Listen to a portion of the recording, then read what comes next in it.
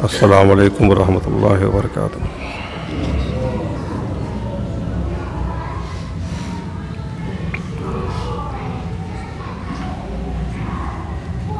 الحمد للہ رب العالمین والصلاة والسلام علی سید المرسلین وعلی آلہ واصحابہ اجمعین۔ درود شریف کا نذرانہ پیش کریں۔ اللہم صلی علی سیدنا مولانا محمد معدن الجود والکرم وآلہ بارک وسلم صلاۃ و سلام علیک یا رسول اللہ صلی اللہ تعالی علیہ وسلم۔ حضرات، گزشتہ جمعے کو ہمیں غوث اعظم کی عبادت و ریاضت سے متعلق کچھ عرض کرنا تھا، لیکن وقت ختم ہو گیا۔ آج ہم مختصر طور پر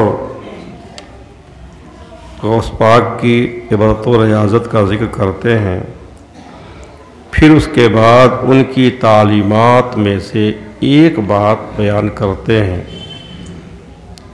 پھر ہم دیکھتے ہیں کہ ہم میں سے کون کتنا اس پر عمل کرتا ہے۔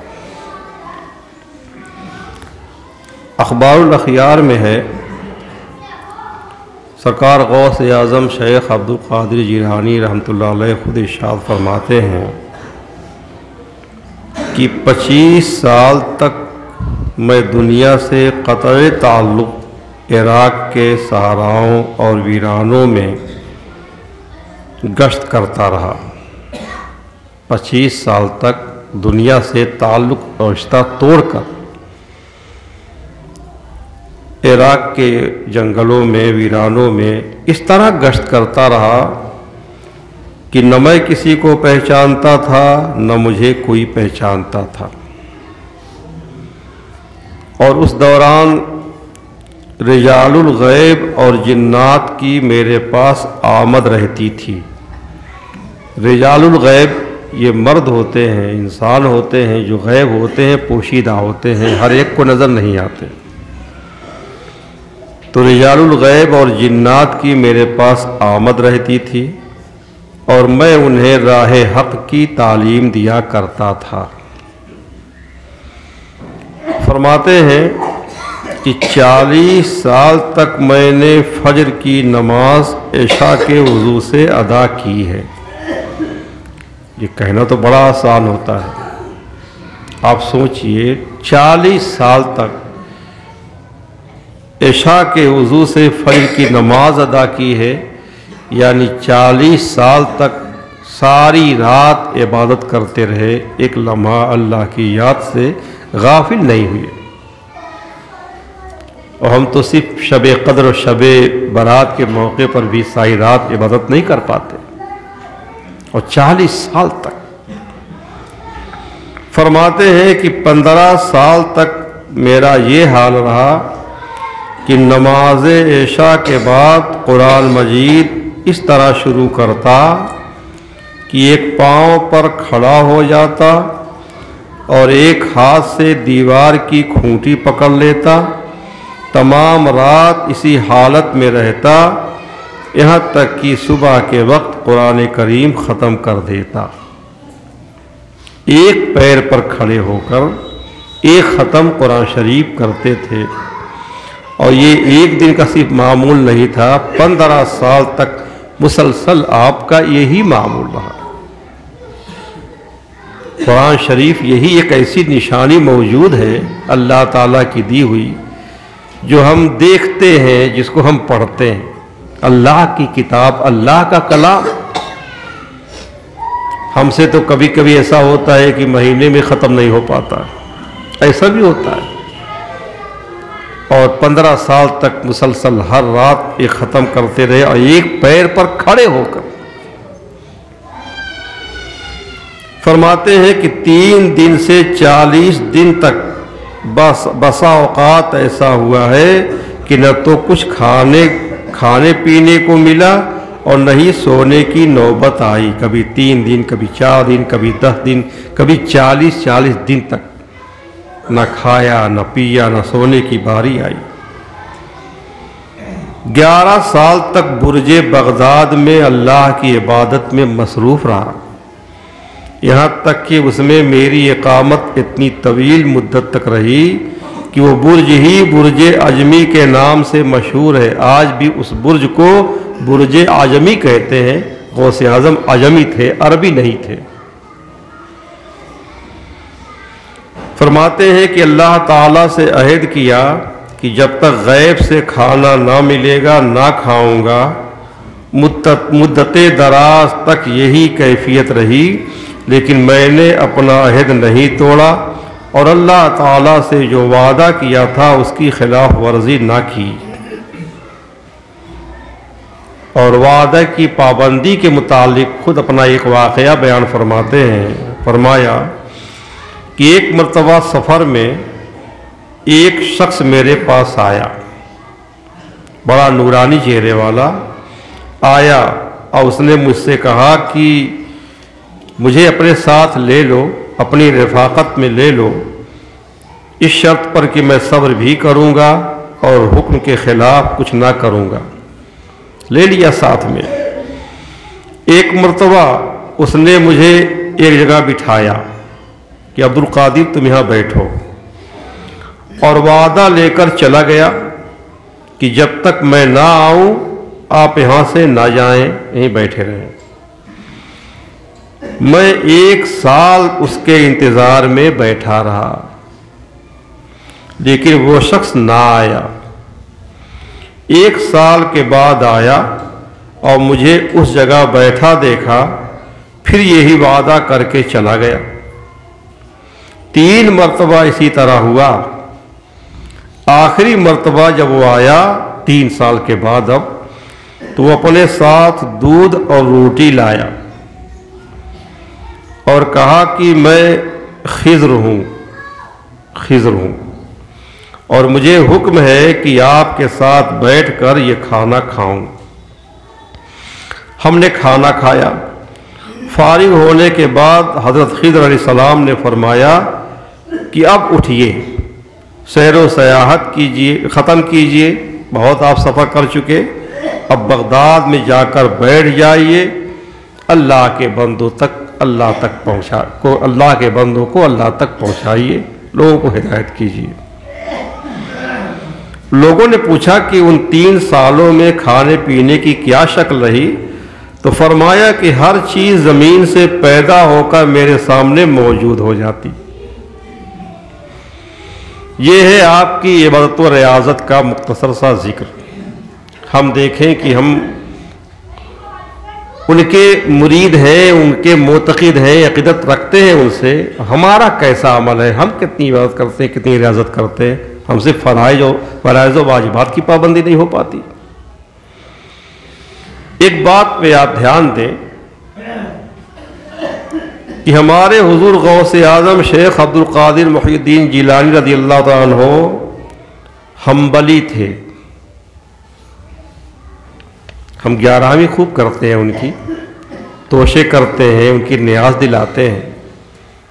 آپ نیاز دلائیں، ان کی 11ویں کریں، توشے کریں جائز طریقے سے، لیکن اس پر بھی دھیان دیں کہ کیا ہمارے یہ توشے، ہماری 11ویں، ہماری نیاز حضور غوث اعظم قبول بھی فرماتے ہیں یا نہیں قبول فرماتے؟ اگر قبول نہ ہو تو ساری دولت بیکار گئی، تزیہ مال ہے یہ۔ تو فتاوی رضویہ جلد 12 صفحہ 227 میں ہے کہ حضور غوث اعظم شیخ عبد القادر جیلانی رحمۃ اللہ علیہ ہمیشہ سے حنبلی تھے، امام احمد بن حنبل رحمۃ اللہ علیہ کے مقلد تھے، اور ہم لوگ کیا ہیں؟ حنفی۔ امام اعظم ابو حنیفہ رحمۃ اللہ علیہ کے مقلد ہیں۔ یہ 4 امام ہیں، امام اعظم ابو حنیفہ رحمۃ اللہ علیہ، امام احمد بن حنبل رحمۃ اللہ علیہ، امام شافعی رحمۃ اللہ علیہ، امام مالک رحمۃ اللہ علیہ۔ یہ چاروں دین کے ستون ہیں، کسی ایک کی تقلید کرنا ضروری ہے۔ تو ہم حنفی ہیں، ہمارے حضور غوث اعظم ہمیشہ سے حنبلی تھے، اور بعد کو جب عین الشریعت الکبریٰ تک آپ کی رسائی ہو گئی اور منصب اجتہاد مطلق حاصل ہوا. کیا مطلب؟ عین الشریعت الکبریٰ تک رسائی ہوئی. عین الشریعت الکبریٰ سے مراد اللہ کے پیارے حبیب رحمت عالم صلی اللہ علیہ وسلم کی ذات شریف ہے. اولیاء کرام کا جب اونچا درجہ ہوتا ہے تو ان کا ایک ایسا مقام آتا ہے کہ ان کی رسائی ہمارے حضور تک ہو جاتی ہے کہ براہ راست جاگتے ہوئے بھی حضور کو دیکھتے ہیں، حضور سے باتیں کرتے ہیں، کلام کرتے ہیں اور حضور سے احکام سیکھتے ہیں، اخذ کرتے ہیں. جب کسی کی رسائی وہاں تک ہو جاتی ہے تو اب وہ کسی امام کی تقلید کا پابند نہیں رہ جاتا، وہ مجتہد ہو جاتا ہے، وہ اجتہاد کر سکتا ہے. وہاں تک ان کی رسائی ہوئی لیکن پھر بھی کبھی اجتہاد نہیں کیا، بلکہ مذہب حنبلی پر ہی فتویٰ دیا کرتے تھے، کیونکہ اس وقت جو ہے مذہب حنبل کمزور ہو گیا تھا، اس کے ماننے والے بہت کم رہ گئے تھے. تو اس مذہب حنبلی کو کمزور دیکھ کر کے اس کے مطابق فتویٰ دیا، کیونکہ حضور غوث اعظم محی الدین ہے، دین کو زندہ فرمانے والے. اور یہ دین متین کے یہ چاروں ستون ہیں، مذہب حنبلی، مذہب حنفی، مذہب شافعی، مذہب مالکی. تو لوگوں کی طرف سے جس ستون میں ضعف آتا دیکھا، کمزوری دیکھی، اس کی تقویت فرمائی. اب میرے کہنے کا مطلب یہ ہے کہ ہمارے حضور غوث اعظم حنبلی ہیں اور مذہب حنبلی میں نماز کا تارک کافر ہے، نماز ترک کرنے والا کافر ہے، مومن ہے ہی نہیں. ہمارے مذہب میں تو وہ فاسق ہے، فاجر ہے، گناہ کبیرہ کا مرتکب ہے، مگر مذہب حنبلی میں نماز چھوڑنے والا کافر ہے. اب آپ سوچیں کہ جب مذہب حنبلی میں نماز کا تارک کافر ہے اور غوث اعظم حنبلی ہیں اور مذہب حنبل کے مطابق فتویٰ دیا کرتے تھے، تو غوث اعظم کے فتوے کے مطابق نماز کا ترک کرنے والا کافر ہے. تو جو بے نمازی ہے، نماز ترک کرتا ہے، نماز چھوڑتا رہتا ہے، وہ تو کافر ہے. تو کیا وہ کافر کی نیاز قبول کریں گے؟ کافر کا فاتحہ قبول کریں گے وہ؟ تو بھائیوں، پہلے نماز کی پابندی کرو، نمازی بن جاؤ. جتنی نمازیں چھوٹی ہیں وہ ساری نمازیں پڑھ لو، ان کی قضا پڑھ لو، اس کے بعد غوث اعظم سے فیض حاصل کرو. بے شک فیض جاری ہوگا، ان کا فیض جاری ہے اور قیامت تک جاری رہے گا. لیکن پہلے ان کے نزدیک مسلمان تو بن جاؤ، مومن تو بن جاؤ. اور یہ دیکھیے، امام احمد بن حنبل رحمۃ اللہ علیہ اور سرکار غوث اعظم ہی نہیں بلکہ بہت سے صحابہ کرام اور تابعین اعظام کے نزدیک نماز کا چھوڑنے والا کافر ہے. اس موضوع پہ ہم نے کبھی بیان کیا ہے بہت پہلے. اور فتاوی رضویہ جلد دوم کتاب الصلاۃ صفحہ 188 پر ہے کہ اس قدر پر تو اجماع اہل سنت ہے کہ ارتکاب کبیرہ کفر نہیں. تمام اہل سنت کا اجماع اس پر کہ گناہ کبیرہ کا ارتکاب کفر نہیں ہے. جو گناہ کبیرہ کا مرتکب ہو کافر نہیں ہے، گناہ کبیرہ کرنے والا کافر نہیں ہے، صرف فاسق ہوتا ہے. لیکن اس کے باوجود تارک الصلاۃ کا کفر و اسلام قدیم سے ہمارے ائمہ کرام میں مختلف فی. ان نماز ترک کرنے والے کا کفر و اسلام ہمیشہ سے مختلف ہی ہے. اس میں ہمیشہ سے ائمہ کا اختلاف ہے کہ نماز چھوڑنا کفر ہے کہ نہیں، نماز چھوڑنے والا کافر ہے کہ نہیں ہے. اس میں ہمیشہ سے اختلاف ہے. ایسے تو کفر کسے کہتے ہیں؟ کافر کون ہوتا ہے؟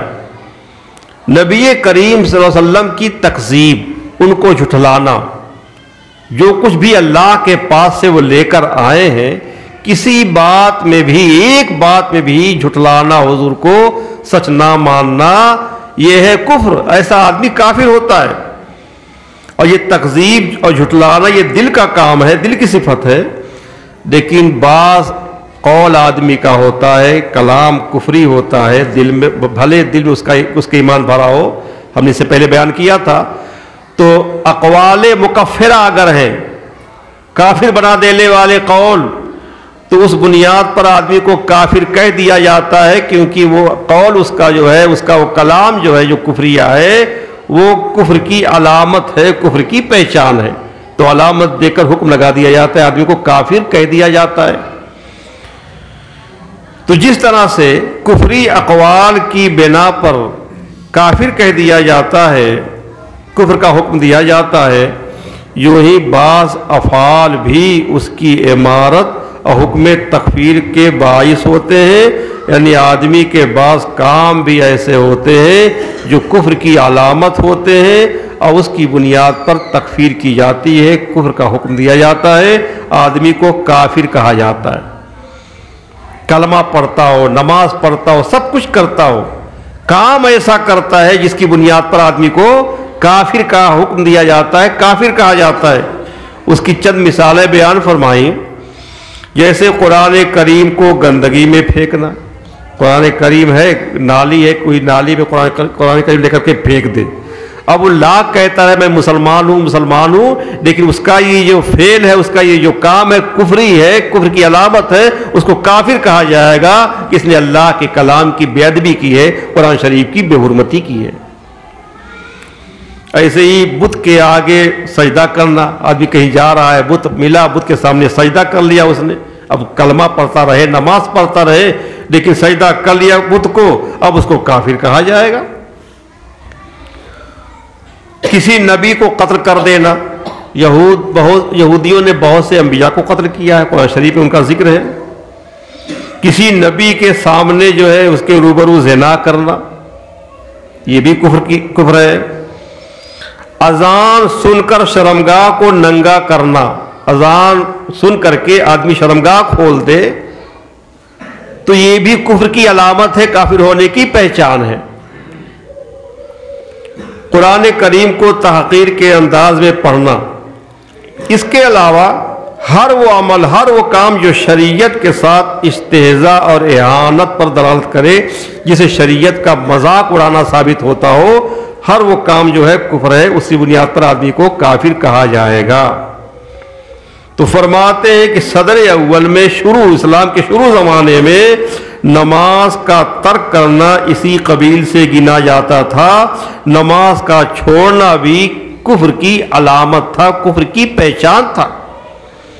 اگر دو آدمی سفر کرتے، پہلے داڑھی تو سب رکھتے تھے، لباس سب کا ایک ہوتا تھا، عرب کے علاقے میں خاص طور سے پتہ ہی نہیں چلتا تھا کہ آدمی مسلمان ہے کہ کافر ہے، دو آدمی ساتھ چلتے تھے، ایک مومن ہے یہ کافر ہے، اب سوچتا کہ پتہ نہیں اس میں کون مومن ہے کون کافر ہے، تو یہ ہوتا تھا کہ نماز کا وقت ہو جانے دو، ابھی معاملہ صاف ہو جائے گا کون مومن ہے کون کافر ہے۔ نماز کا وقت ہوتا تو جو نماز پڑھتا اس کو مومن مانا جاتا، اور جو نماز چھوڑ دیتا، نماز نہیں پڑھتا، اس کو کافر مانا جاتا۔ تو نماز پڑھنا مسلمان ہونے کی پہچان، اور نماز نہ پڑھنا، نماز چھوڑنا، یہ کافر کی پہچان۔ فرماتے ہیں یہی شروع اسلام میں تھا معاملہ۔ پھر بیان کیا کہ ترمذی شریف میں ایک حدیث ہے، حضرت ابو ہریرہ رضی اللہ تعالیٰ عنہ فرماتے ہیں کہ حضور اقدس سید عالم صلی اللہ علیہ وسلم کے صحابہ نماز کے سوا کسی عمل کے ترک کو کفر نہ جانتے تھے، یعنی صرف نماز چھوڑنے کو کفر جانتے تھے، اور نماز کے علاوہ کوئی کسی نے روزہ چھوڑ دی، زکوٰۃ نہیں دی، حج فرض حج نہیں کیا، کوئی بھی عمل چھوڑا اس پر کافر نہیں کہتے، فاسق کہتے تھے، لیکن نماز کوئی ترک کر دیتا تھا تو اس کو کافر کہتے تھے، نماز کے ترک کرنے کو کفر جانتے تھے۔ فرماتے ہیں وَلِہَٰذَا بہت سے صحابہ کرام اور تابعین اعظام رضوان اللہ تعالی علیہم اجمعین نماز کے ترک کرنے والے کو کافر کہتے۔ اب چند صحابہ کا نام گنایا ہے اور ان کا قول بھی آپ نے ذکر فرمایا ہے۔ سیدنا امیر المومنین مولا علی مرتضی مشکل کشا کرم اللہ تعالی وجہ الکریم فرماتے ہیں کہ من لم یصلی فہو کافر، جو نماز نہ پڑھے وہ کافر ہے۔ امام بخاری نے اس کو تاریخ میں روایت کیا، امام ابن شیبہ نے بھی اس کو روایت کیا کہ فرماتے ہیں کہ جو نماز نہ پڑھے وہ کافر ہے۔ تو نماز نہ پڑھنے والا، نماز ترک کرنے والا مولا کائنات کے نزدیک کافر ہے۔ عبداللہ بن عباس رضی اللہ تعالیٰ عنہ فرماتے ہیں من ترک الصلاۃ فقد کفر، جس نے نماز چھوڑی وہ کافر ہو گیا۔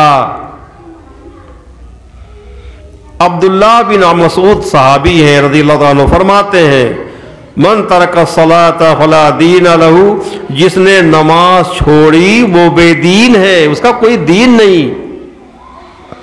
حضرت جابر بن عبداللہ رضی اللہ تعالیٰ عنہ فرماتے ہیں، یہ بھی صحابی رسول، من لم یصلی فہو کافر، بے نمازی کافر ہے۔ ابو درداء رضی اللہ تعالیٰ عنہ فرماتے ہیں لا ایمان لمن لا صلاۃ لہ، بے نمازی کے لیے ایمان ہی نہیں ہے۔ اتنے اکابر صحابہ کرام ہیں جو بے نمازی کو، نماز چھوڑنے والے کو کافر کہتے ہیں۔ امام اسحاق فرماتے ہیں کہ سید عالم صلی اللہ تعالی وسلم سے بصحت ثابت ہوا، صحت کے ساتھ ثابت ہوا کہ حضور اقدس صلی اللہ علیہ وسلم نے نماز چھوڑنے والے کو کافر فرمایا۔ من ترک الصلاۃ فقد کفر، جس نے عمدن جان بوجھ کر نماز چھوڑی وہ کافر ہو گیا۔ ترجمہ اس کا یہی ہے، ہم تو تعویل کرتے ہیں اس کی کہ اس نے کفر کا کام کیا، ترجمہ تو یہی ہے کہ کافر ہو گیا۔ فرمایا کہ زمانے اقدس سے علماء کرام کی یہی رائے ہے کہ جو شخص قصداً بے عذر نماز چھوڑے یہاں تک کہ نماز کا وقت نکل جائے وہ کافر ہے۔ ابن حزم کہتا ہے کہ امیر المومنین حضرت عمر فاروق اعظم رضی اللہ عنہ اور عبد الرحمن بن عوف رضی اللہ تعالیٰ عنہ جو عشرہ مبشرہ میں سے ہیں، حضرت معاذ بن جبل رضی اللہ تعالیٰ عنہ اور حضرت ابو ہریرہ رضی اللہ تعالیٰ عنہ، اور ان کے علاوہ اور حضور کے بہت سے صحابہ ہیں جن سے وارد ہوا کہ جو شخص ایک نماز فرض جان بوجھ کر چھوڑ دے یہاں تک کہ نماز کا وقت ختم ہو جائے وہ کافر ہے، مرتد ہے۔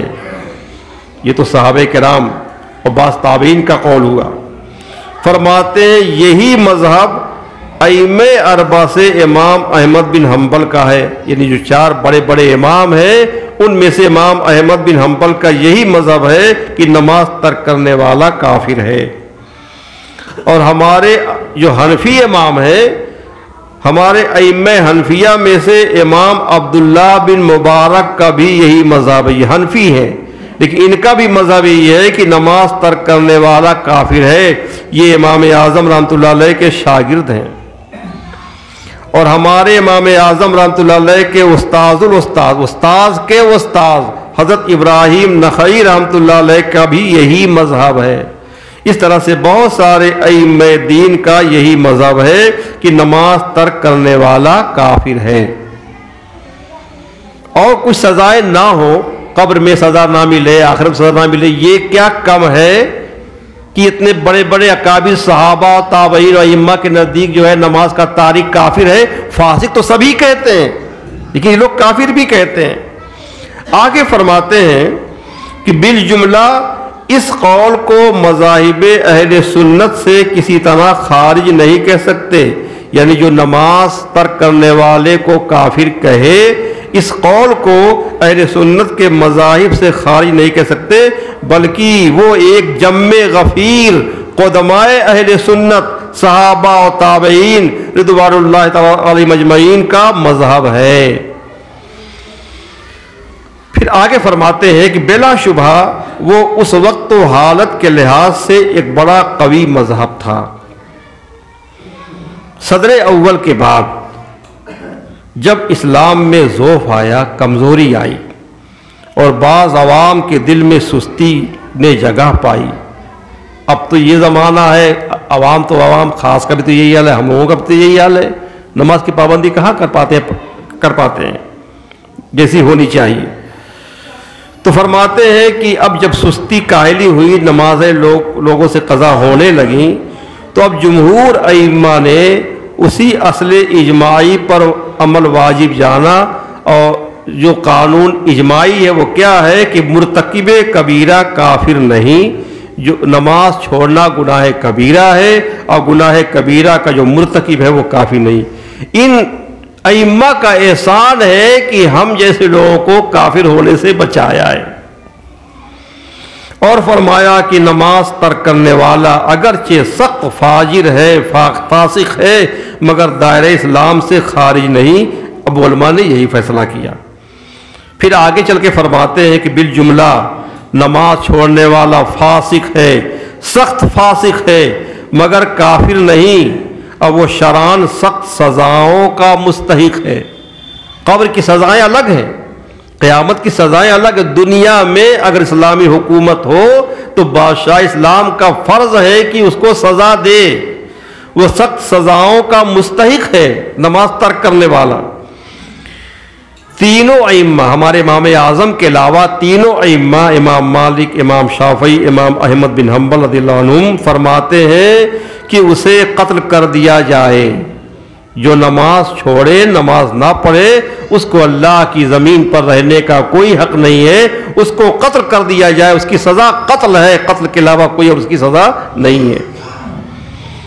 ہمارے ائمہ حنفیہ کے نزدیک نماز چھوڑنے والا فاسق ہے، فاجر ہے، گناہ کبیرہ کا مرتکب ہے، اسے دائم الحبس کر دے، یعنی قید کر دے، جیل میں ڈال دے، یہاں تک کہ توبہ کر لے یا قید میں مر جائے، اس جیل خانے میں پڑا رہے گا۔ اور امام محبوبی وغیرہ مشائخ حنفیہ فرماتے ہیں کہ قید کرنے سے پہلے اتنا مارے کہ اس کا خون بہہ جائے، اس کے بعد پھر قید کریں۔ اب یہ ہندوستان ہے، یہاں اسلامی حکومت ہے نہیں، تو فرماتے ہیں کہ یہ تعزیرات یہاں جاری نہیں، یہ جو سزائیں بیان کی گئی یہاں جاری نہیں ہے، لہٰذا یہاں سزا کیا دی جائے بے نمازیوں کو، یہ وقت کا امام فیصلہ کرتا ہے۔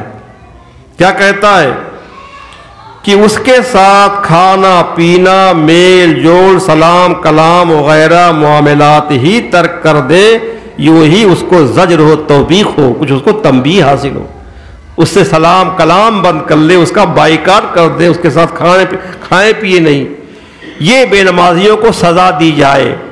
اب اس زمانے میں اس پر بھی تو ہم عمل نہیں کر پاتے، بے نمازیوں کی کثرت ہے، ہم ان کا بائیکاٹ کریں گے، ہم خود ہی بائیکاٹ ہو جائیں گے۔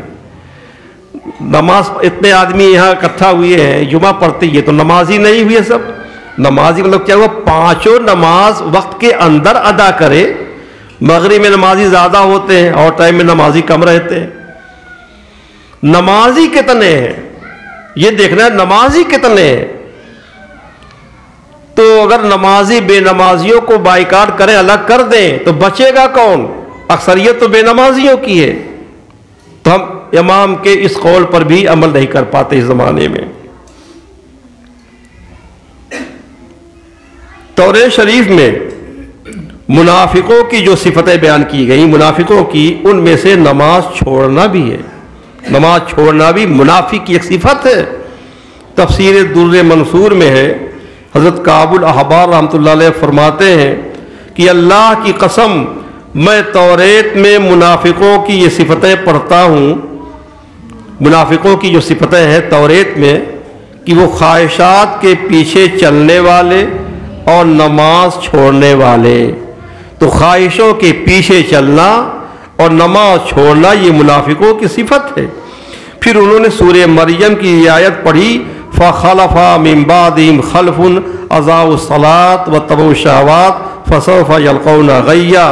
تو ان کے بعد ان کی جگہ وہ ناخلف آئے جنہوں نے نمازیں گنوائیں اور اپنی خواہش کے پیچھے ہوئے، تو عنقریب وہ دوزخ میں غی کا جنگل پائیں گے۔ اور غی جہنم ایک ایسا جنگل ہے جس کی گرمی اور گہرائی سب سے زیادہ ہے۔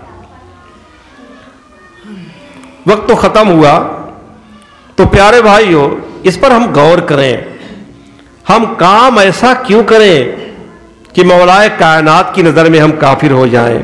عبداللہ بن مسعود کی نظر میں کافر ہو جائیں، ابو درداء کی نظر میں کافر ہو جائیں، ابو ہریرہ کے نزدیک کافر ہو جائیں، امام احمد بن حنبل کے نزدیک کافر ہو جائیں، ہمارے غوث اعظم کے نزدیک ہم کافر ہو جائیں، اور سب کے نزدیک جو ہے ہم فاسق و فاجر ہو جائیں، ایسا کام کیوں کریں؟ ہم نمازوں کی پابندی کریں، مسجدیں آباد کریں، مصلوں کو آباد کریں، اپنے گھروں کو بھی قبرستان نہ بنا لے، گھر میں بھی کچھ نوافل پڑھ لیا کریں۔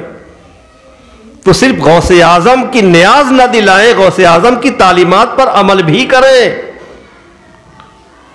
ان کے احکام پر عمل کریں، ان کی کچھ سیرت اپنائیں۔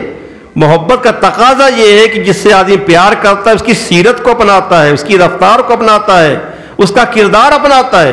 اگر ہم کو ان سے محبت ہے، ان سے پیار ہے، تو ان کے کردار سے بھی محبت ہونی چاہیے، ان کی سیرت سے بھی محبت ہونی چاہیے، ان کی تعلیمات سے بھی ہمیں محبت ہونی چاہیے۔ تو اللہ کے بندو، نماز کی پابندی کرو، پابندی سے نماز پڑھیں۔ اللہ کے حقوق بہت سے ہیں، بندوں کے حقوق بہت سے ہیں، کم سے کم ایک حق جو اللہ کا ہے نماز کی تو پابندی کر لیں۔ اگر یہ نماز آپ کی مکمل رہی، درست رہی، کوئی نماز آپ کے ذمہ باقی نہ رہی، تو انشاءاللہ اللہ کے کرم سے یہ امید ہے اس کے فضل سے کہ اور حقوق کو معاف کرے گا، کیونکہ قیامت میں پہلا سوال نمازی کے بارے میں ہوگا۔ تو نمازوں کی پابندی کریں اور وقت کے اندر نماز پڑھنے کی کوشش کریں۔ اللہ تعالی ہم سب کو سچا نمازی بنائے اور نماز میں ہمیں اللہ تعالی لذت عطا فرمائے۔ فاتحہ۔